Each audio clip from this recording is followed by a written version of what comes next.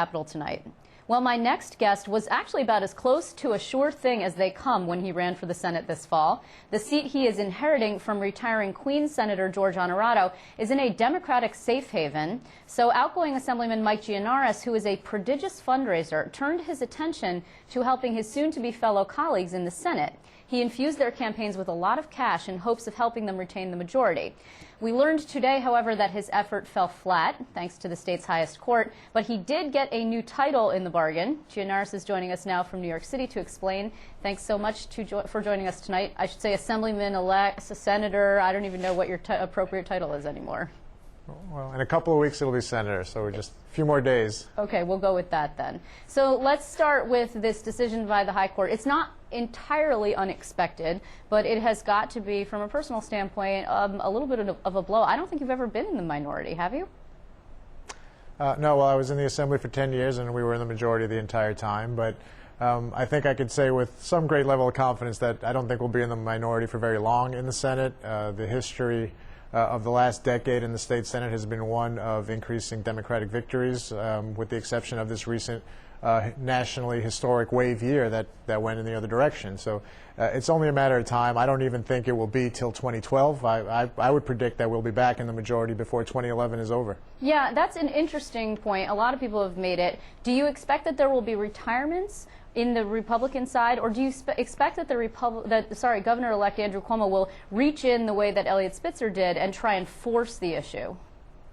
Well, it could be either, but if you look at the history of the state Senate in New York over the past several years, there have been several vacancies, and each time there was a vacancy in the Senate in the last 5 or 6 years, the Democrats won that special election. I think we can expect the same thing to happen next year, whether it's from retirements or people leaving to take other positions or whatever the case may be.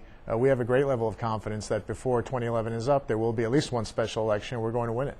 Do you want, let me ask this a different way. Do the Democrats actively want the governor-elect to get involved? Because that really soured things between the last governor and the GOP majority leader at the time, Joe Bruno. I mean, how is Andrew Cuomo going to get anything done in the interim if he reaches in and meddles with the Senate? Well, I would never suppose to tell the governor-elect how to choose his team. I assume he's picking his staff on the merits and his commissioners on the merits, and if he finds people on either side of the aisle that fit the bill, I assume he'll pursue them. But that's up to him. I'm just saying, as a matter of recent history, we can expect that one way or the other there's going to be vacancies in the state Senate in the coming year. Okay, and so let's assume there is, and you have to run a special election. Special elections can be expensive, and the Senate Democrats right now are more than $2 million in debt. This, as we learned this morning, is your problem now. You're going to be taking over, you're going to be taking over the Senate Democratic Campaign Committee. What are your immediate plans, and how did that come about? Well, look, we are in debt. I think the history of vigorously fought campaigns is that institutions like the campaign committees are frequently in debt. It's happened for both parties over the course of the last several years. We're confident we're going to retire that debt in short order and move forward. We left everything out on the field in a very difficult election year. We actually had some very significant victories. It's easy to look at the scorecard after an election and use hindsight to talk about how things turned out. But the fact is we won 3 difficult elections that nobody thought we were going to win. And we ended up netting a loss of 2 seats. But the fact is, if you look at assembly races, if you look at congressional races in New York, the state Senate is the only institution where Republican-held seats switched to Democrats. Okay, and so that's true. We did have success in a difficult year. You did, and no one would begrudge you that. However, there was also problems, say, in the Buffalo area. I mean, you have Antoine Thompson, who lost a seat in the most Democratic, if not the most, one of the most Democratic districts in the entire state. I mean, that shouldn't happen. You make an interesting point, and it's actually the reason why we can all be sure that we'll be back in the majority in short order.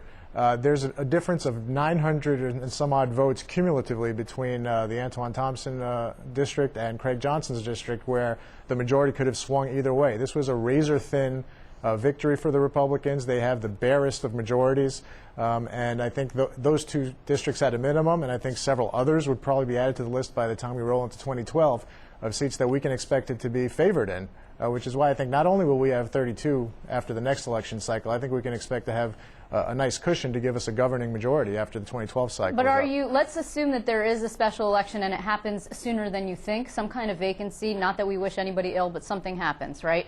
Will you go further into debt? Are you willing to do that in order to try and fight that battle? Because we've seen special elections that go up into the $1 million range and beyond. Yeah, I think whatever is necessary in a situation like that, we will raise from our supporters and our stakeholders. You know, the members of the state senate were very generous in the last year, myself included, in supporting the efforts of the Senate Campaign Committee. But if it comes down to that and the majority is at stake, as it would be in that example, I think you can expect the fundraising to be a lot easier to come by because the spotlight will be on one particular district in the entire state. But you're not ruling out the possibility of taking out another loan if you have to. Well, this is my first day on the job, Liz, so I'm still taking a look at. You got to hit the ground running, Senator-elect, because you know what? You never know. You never know. Yeah, I hear you. We are prepared. We'll be prepared. But as to what the specific plans are, I'm still looking at the ledger and figuring out what is going on in this place. But I think one thing you can be sure of, we will leave no stone unturned. If it comes to that, we will be prepared. We will raise whatever is necessary, and we will win. You know, there's been a lot of, and I understand that you think it's Monday morning quarterbacking, sure, but there's also something to be said for checking what you did and learning from it. For example, there's been a lot of criticism of the DSCC for spending too much money on consultants. Are you going to be willing to knock out all of the consultants and then start building from scratch? Will you do staff turnovers? I mean, are you going to, it's not going to be a top election year like it was in 2010, even if you do have specials. I mean, you're going to bring it down to a leaner, meaner fighting machine? Yeah, without question. We're going to take a top-to-bottom review of the expenses of the place, and that's just typical. It's not in any way to be critical of last year. Last year was a very competitive, vigorous election year, and now we're in the off year. So the paring down of expenses is just something that's to be expected. We're going to do it aggressively. We're going to strip the DSCC down to the barest necessity so we can operate in the most efficient manner possible and prepare ourselves for taking the majority. And there's no truth to the possibility that this was in some way retaliation for your predecessor, Jeff Klein, who's a Bronx Democrat, and there's been some hypothesis that he actually wanted to be leader and oust John Sampson.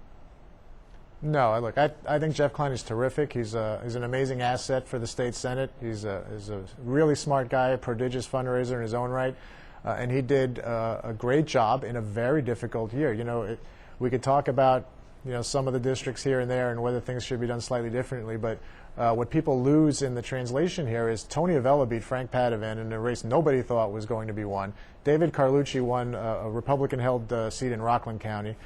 Tim Kennedy won a three-way race in Buffalo that a lot of people had written off to Jack Quinn. So we had some very, very successful campaigns over the course of the year, and the state senate was the only institution that had victories like that.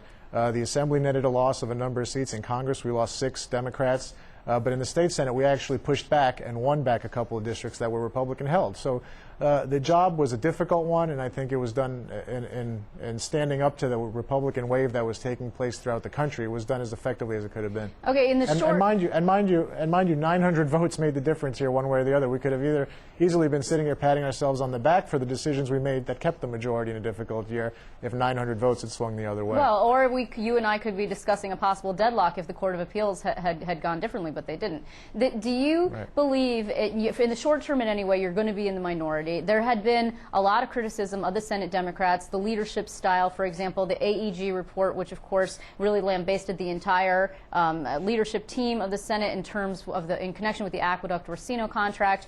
What are the Democrats going to do differently to change their leadership and really regroup? Because it seems to me that it has to be a rebuilding period.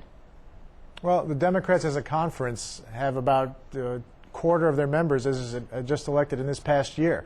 And a number of them have been champions of reform and transparency in the state legislature or in the city council in the case of Tony Avella. But between Tony Avella, Gustavo Rivera, David Carlucci, I'll include myself in that list, and Adriano Espaillat, we have people that have been waving the flag for reform for a long time. And I think you can expect us all to look for a role in the Democratic Conference in the coming year to push some of these changes that everyone, by the way, has agreed to. People were tripping over themselves this past year to declare themselves heroes of reform. Well, that commitment is going to be put to the test in a couple of weeks when we go into session in January. I believe that the first order of business, since we all agreed on it, since 50 some odd members of the Senate signed the pledge of not only independent redistricting but also ethics and budget reform, that we should take that matter up immediately and get it done as soon as possible to send a message to the people of this state that we meant what we said what we meant. It was not just empty campaign rhetoric, but we delivered on the promise. Well, Mike Gianaris, we're going to be talking a little bit more about that later in the program with former Mayor Ed Koch. But in the meantime, I want to thank you. Definitely interesting to watch the Senate Democrats as they all sort of jockey for their restructuring of the conference. Thanks very much for joining with us. Thank you, Liz.